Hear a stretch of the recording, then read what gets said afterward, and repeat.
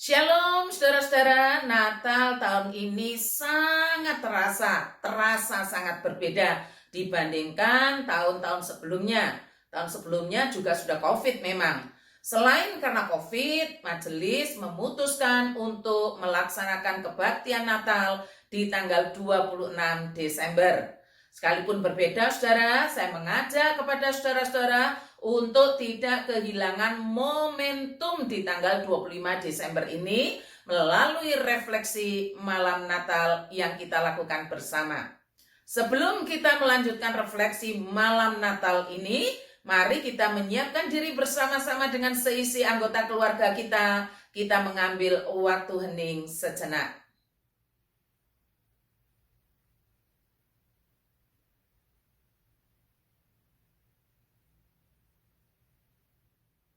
Mari kita memulai dengan puji-pujian kepada Allah, sebab firman Tuhan berkata demikian. Apabila anak manusia datang dalam kemuliaannya dan semua malaikat bersama-sama dengan dia, maka ia akan bersemayam di atas takhta kemuliaannya. 1000 lilin yang dinyalakan.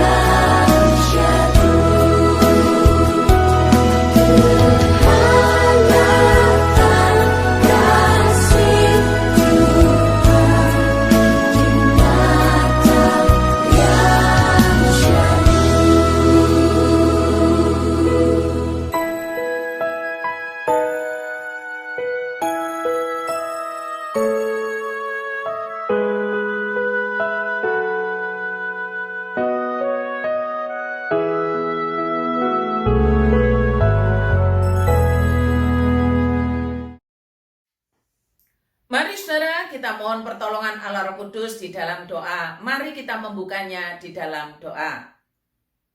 Ya Allah Roh Kudus, mohon karuniamu atas keluarga-keluarga yang saat ini sedang mempersiapkan diri menyambut kedatangan Tuhan melalui refleksi Natal. Kiranya Engkau memberkati keluarga-keluarga yang telah dengan sengaja menyisihkan waktu untuk bersama-sama bersekutu. Terima kasih Tuhan. Di dalam nama Tuhan Yesus kami memohon dan berdoa. Amin. Saudara-saudara, saatnya kita akan membaca firman Tuhan. Firman Tuhan besok diambil dari 1 Petrus 1 ayat 13 sampai 25. Saudara-saudara dapat berbagi dan membacanya bergantian. Usahakan membaca dari Alkitab buku. Diusahakan ya saudara. Bila semua ayat dalam Alkitab 1 Petrus 1 ayat 13 sampai 25 ini selesai dibaca, selesai bergiliran membaca, silakan seisi anggota keluarga membaca bersama-sama ayat 22 sampai ayat 23. Ayat 22 dan ayat 23 fokus firman Tuhan yang akan diberitakan. 1 Petrus 1 ayat 22 sampai 23. Sekarang silakan saudara pause dulu video ini supaya saudara dan keluarga punya kesempatan untuk membaca bergiliran firman Tuhan. Sengaja saya tidak membacakan untuk saudara karena saya khawatir kalau saya bacakan saudara hanya mendengar. Padahal firman Tuhan itu harus membaca dan mendengar. Silakan saling berbagi membaca firman Tuhan. Saudara-saudara, mari pertama-tama kita perhatikan ajaran terlebih dahulu untuk memulainya dari 1 Petrus 1 ayat 15 sampai 16. Ini awalnya supaya kita paham kemana arahnya dan apa tujuannya. 1 Petrus 1 ayat 15 sampai 16. Tetapi hendaklah kamu menjadi kudus di dalam seluruh hidupmu, sama seperti Dia yang kudus yang telah memanggil kamu, sebab ada tertulis, kuduslah kamu sebab aku kudus. Jadi begini saudara dan saya termasuk anak-anak sekalipun masih kecil dipanggil untuk hidup kudus. Hidup kudus itu bukan soal perkawinan saja, bukan. Tapi hidup kudus itu dalam keseluruhan hidupmu. Perhatikan dari kalimat 1 Petrus 1 ayat 15. Tetapi hendaklah kamu menjadi kudus di dalam seluruh hidupmu, sama seperti Dia yang kudus. Apakah hidup kudus itu? Hidup kudus adalah soal cara hidup. Cara hidup yang sesuai dengan firman Tuhan. Cara hidup yang patokannya adalah hukum-hukum firman. Cara hidup yang sesuai dengan firman. Cara hidup yang firman itu selalu menjadi pertimbangan yang utama. Cara hidup yang sengaja memilih Tuhan dan firman-Nya. Karena itu cara hidup ini hanya bisa dijalankan oleh mereka yang telah dilahirkan kembali oleh firman, seperti yang tercatat di dalam ayat 23. Karena kamu telah dilahirkan kembali, bukan dari benih yang fana, tetapi dari benih yang tidak fana, oleh firman Allah yang hidup dan yang kekal. Jadi, Tuhan mau mengajarkan kepada kita tentang kudusnya hidup umat Allah. Sebab Allah yang memanggil kita adalah Allah yang kudus. Tapi yang perlu kita ingat, panggilan hidup kudus bukan cuma pernikahan, bukan hanya sebagian, tetapi dalam keseluruhan hidupmu harus kudus. Ini dasarnya. Kalau dasar ini kita tidak memakainya atau melupakannya, maka kita tidak pernah dapat hidup kudus. Nah, saudara, refleksinya dapat saudara bergantian nanti ya membacanya begini. Dalam seluruh hidupku, aku harus hidup kudus sebab Allah kudus. Allah yang kudus memanggilku untuk hidup kudus. bukan sebagian, tetapi dalam seluruh hidupku. Silakan saudara berulang-ulang membaca refleksi ini sampai benar, sampai ngerti benar. Saya ulangi saudara, nanti saudara skip, saling membaca bergantian sambil dinikmati artinya sampai meresap sangat dalam. Refleksinya begini, dalam seluruh hidupku, aku harus hidup kudus, sebab Allah kudus. Allah yang kudus memanggilku untuk hidup kudus, bukan sebagian, tapi dalam seluruh hidupku. Silakan saudara bergantian membaca refleksi ini. Sekarang yang kedua saudara, setelah saudara paham akan panggilan hidup kudus yang bukan hanya sebagian, tetapi seluruh hidupmu harus kudus, maka dalam bagian hidup kita itu tidak lepas yang namanya saudara dan persaudaraan. Karena itu di ayat 22 dituliskan begini, karena kamu telah menyucikan dirimu oleh ketaatan kepada kebenaran. Saya ulangi ya saudara, karena kamu telah menyucikan dirimu oleh ketaatan kepada kebenaran, sehingga kamu dapat mengamalkan kasih persaudaraan yang tulus ikhlas. Hendaklah kamu sungguh-sungguh saling mengasihi dengan segenap hatimu. Natal tahun ini saudara akan diajar bersama-sama dapat mengamalkan kasih persaudaraan yang tulus ikhlas. Mengamalkan karena hidup kudus. Sehingga dengan sepenuh hati saling mengasihi. Dengan segenap hati saling mengasihi. Pertanyaannya saudara, apakah ada orang yang mengamalkan kasih persaudaraan yang bukan karena hidup kudus? Jawabannya banyak, bahkan sangat banyak. Yang lebih banyak daripada itu justru antar saudara sendiri, antar keluarga sendiri, kasih persaudaraannya dingin. Kasih persaudaraannya sudah hambar sama sekali. Kalaupun ada, hanya menjaga etika saja. Memang banyak sebab sih, banyak. Saya tidak memungkiri karena itu. Tetapi sekali lagi, bukankah kita dipanggil untuk hidup kudus dalam seluruh hidupmu? Sebab Allah yang memanggil kita adalah kudus dan memanggil kita untuk hidup kudus. Karena itu, saudara-saudara, bisa jadi di antara keluarga kita sendiri sudah tidak bisa mengamalkan kasih persaudaraan. Sebab sudah terlalu banyak persoalan-persoalan yang membelit. Apalagi ditambah dengan banyaknya orang yang terlibat. Bumbu sana, bumbu sini, makin pelik persoalannya. Ya sudah, akhirnya kasih menjadi dingin. Tidak bisa lagi kita mengamalkan kasih persaudaraan. Kita bisa saja bersikap apatis, bisa. Bersikap cuek, bisa. Saya sendiri pun bisa terjebak dengan memilih untuk menghindar. Dengan alasan yang masuk akal tentunya. Misalnya, menghindari pertikaian yang akan timbul. Masuk akal. Tapi pertanyaannya lagi, apakah sikap itu merupakan refleksi dari ajaran hidup kudus? Seumpama ternyata bukan. Mengapa kita tidak memilih untuk meninggalkan cara hidup yang lama? Saudara-saudara, pada kesempatan Natal tahun ini, saya mengajak kita untuk membuat refleksi begini saudara.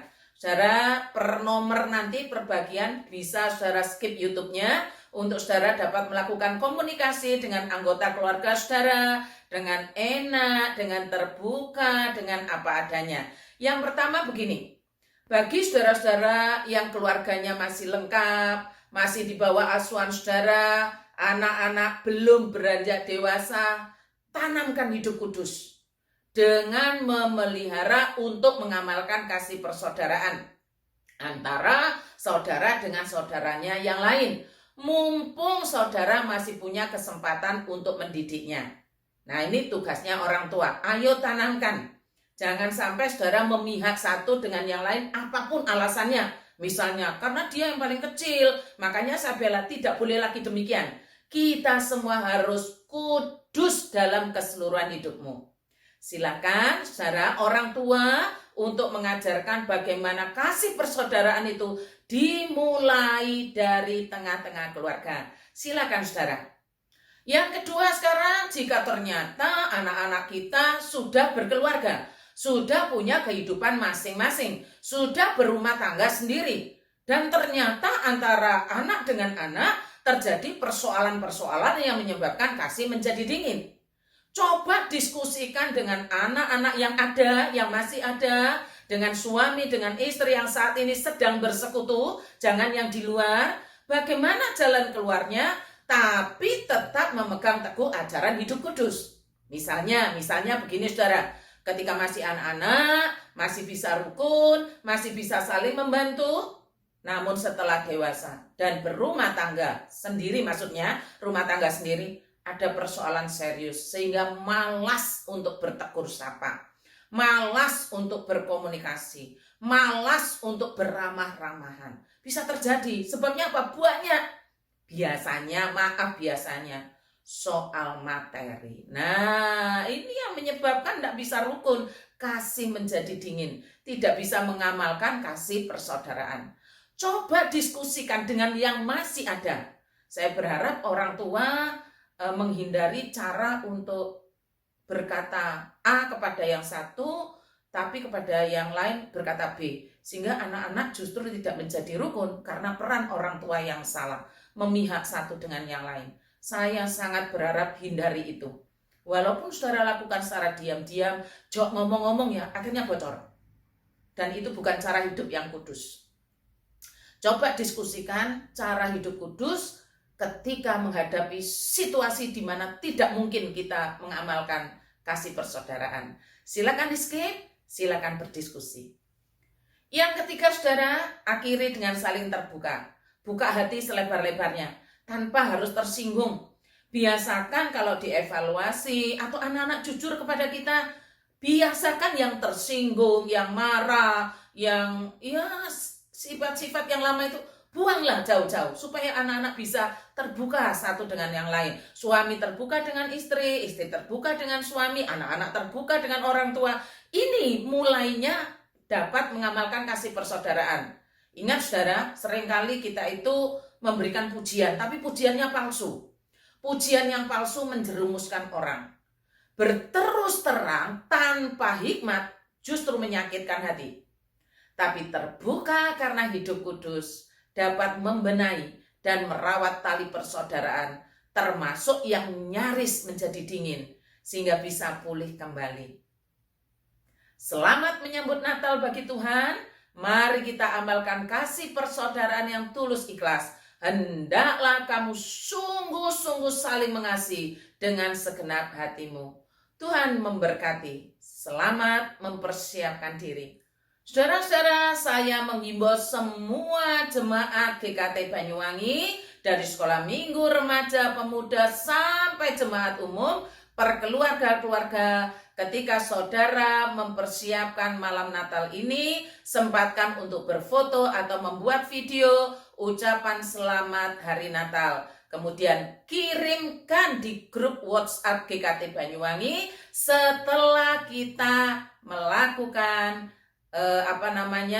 persekutuan bersama dengan keluarga dan siap menyambut Natal bersama dengan sesama jemaat. Saya sangat berharap, bukan pamer saudara, ini bukan pamer, tapi dengan foto, dengan video itu kita dapat saling memperhatikan, oh keluarga ini, dan seterusnya. Silakan ya saudara.